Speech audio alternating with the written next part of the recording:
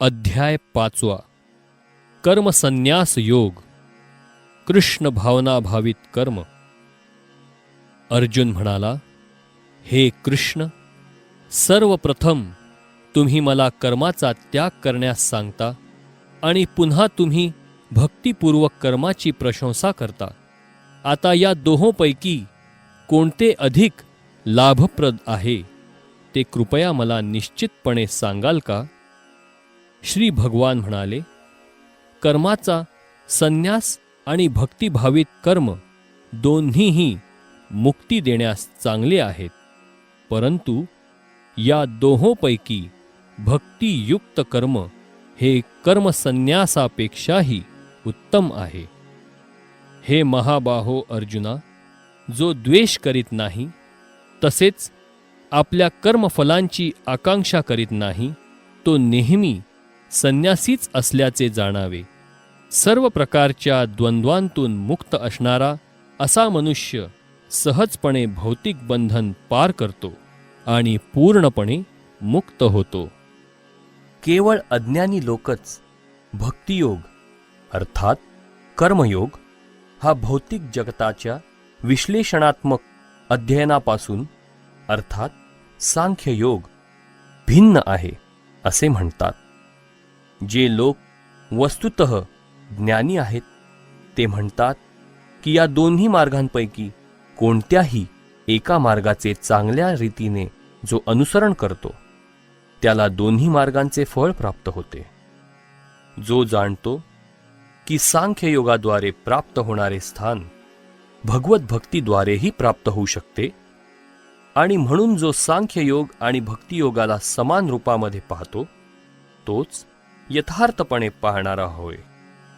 भगवत भक्तीमध्ये युक्त न होता केवळ सर्व कर्मांपासून संन्यास घेतल्याने मनुष्य सुखी होऊ शकत नाही, परंतु भक्तीमध्ये युक्त असलेला मुनी व्यक्ती विनाविलंब ब्रह्माची प्राप्ती करतो.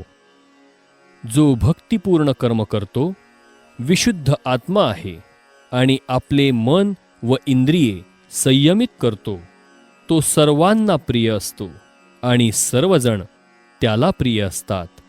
असा मनुष्य जरी कर्म करीत असला तरी तो कधीच बद्ध होत नाही.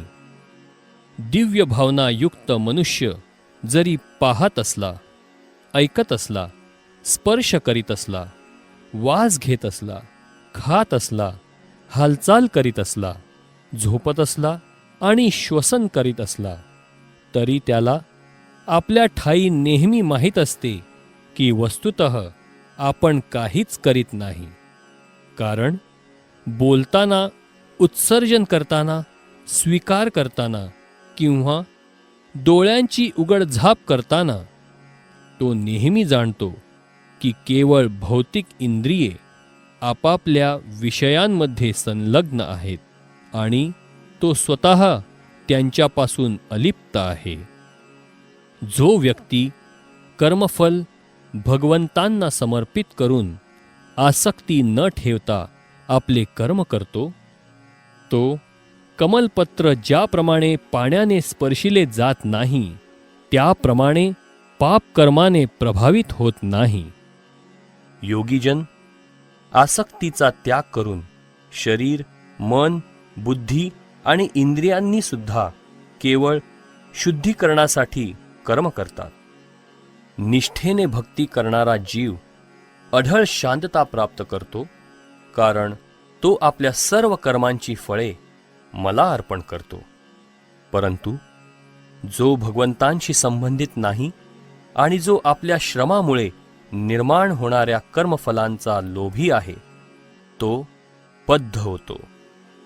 जेव्हा देहधारी जीव आपली प्रकृती संयमित करतो आणि मनाद्वारे सर्व कर्मांचा त्याग करतो, तेव्हा तो कर्म न करता तसेच कर्म न करविता 9 द्वारे असलेल्या या नगरात अर्थात भौतिक शरीर सुखाने राहतो.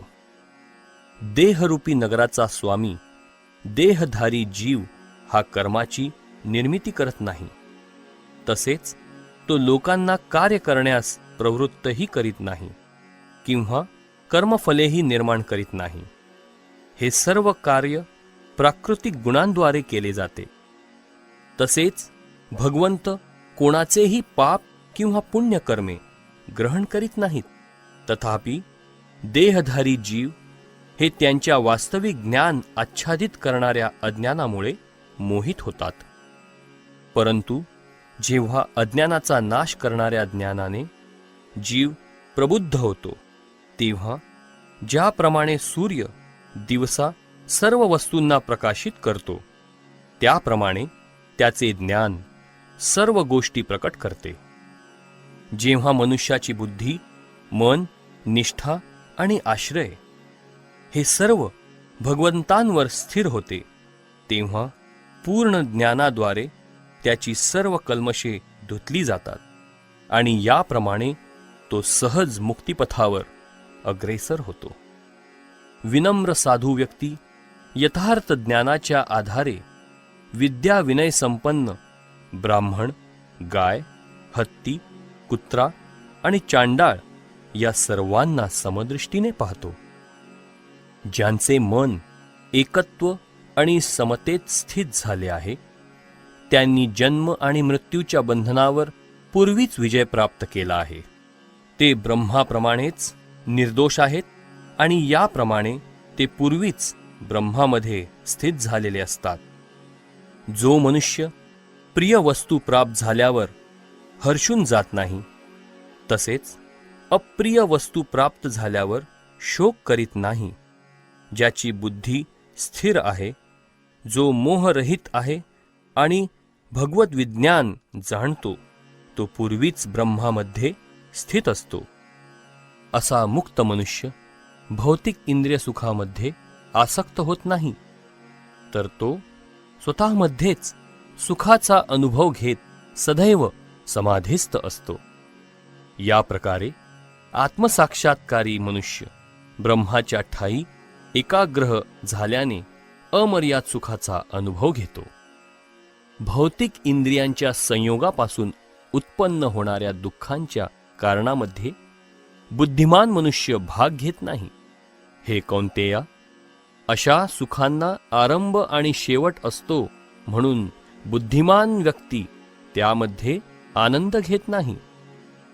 वर्तमान शरीराचा त्याग करण्यापूर्वी जर मनुष्य प्राकृत इंद्रियांचा आवेग सहन करू शकला आणि काम आणि क्रोध यांच्या वेगांना आवरू शकला, तर तो योग्य प्रकारे स्थित आहे आणि या जगात तो सुखी असतो. ज्याचे सुख अंतःकरणात आहे, जो अंतरात सक्रिय आहे आणि अंतरातच आनंद अनुभवत असतो, आणि ज्याचे ध्येय अंतरातच आहे, तो वास्तविकपणे परिपूर्ण योगी आहे. तो ब्रह्मामध्ये मुक्त होतो आणि शेवटी ब्रह्माची प्राप्ती करतो. जे संशयापासून उत्पन्न होणाऱ्या द्वंद्वांच्या पलीकडे आहेत, ज्यांचे मन अंतरातच रममाण झाले आहे, जे सर्व जीवांच्या कल्याणार्थ कार्य करण्यामध्ये नेहमी व्यस्त असतात आणि जे सर्व पापांपासून मुक्त आहेत, ते ब्रह्मामध्ये मुक्तीची प्राप्ती करतात.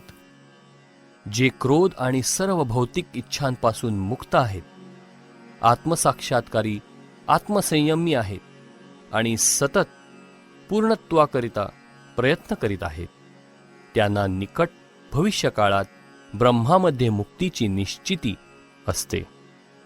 सर्व बाह्य इंद्रिय विषय रोखून, दोन भुवयांमध्ये दृष्टी एकाग्र करून, नाकपुड्यांमध्ये प्राण आणि अपान वायूंना रोखून आणि याप्रमाणे मन, इंद्रिये आणि बुद्धी संयमित करून मोक्षप्राप्तीचे ध्येय असणारा मुनी इच्छा, भय आणि क्रोधापासून मुक्त होतो. जो मनुष्य नित्य या अवस्थेत असतो, तो निश्चितच मुक्त असतो. मी सर्व यज्ञ आणि तपस्यांचा परमभोक्ता, सर्व ग्रहलोक आणि देवदेवतांचा परमेश्वर आणि मी सर्व जीवांचा हितकर्ता व सर्व जीवांच्या कल्याणाची इच्छा करणारा आहे. हे जाणून माझे पूर्ण ज्ञान असणारा सांसारिक दुःखापासून शांती प्राप्त करतो.